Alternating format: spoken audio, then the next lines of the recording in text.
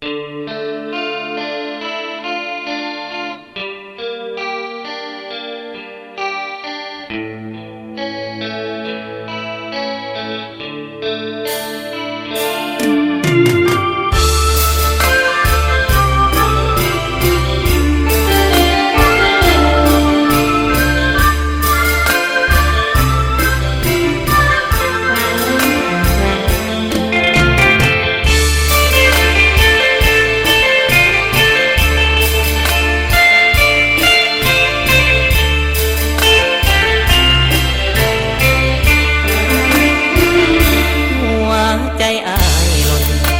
ยู่แถววังมนทนยาม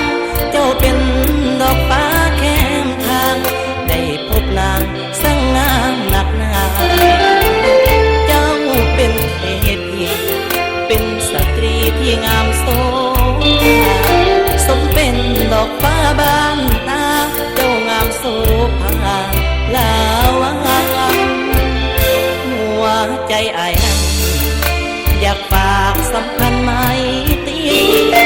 กับสาววังมุนแห่งนี้คนดีอย่าได้ลืมอยากมาเป็นเคยอยากสิ้นเสยสองแก้มกันอายปากทันหาอยากมาเป็นควันชีวิตวังมนแห่งนี้เหมือนมีมนหาฟังใจสาวงามเหมือนดวงดอกไม้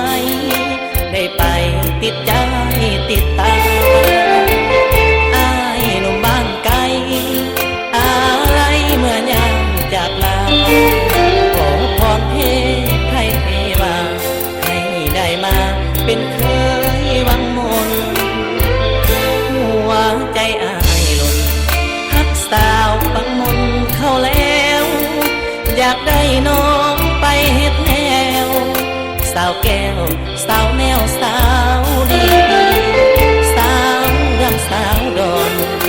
สาวพรสาววอนสาวนีเจ้าเป็นกุรัง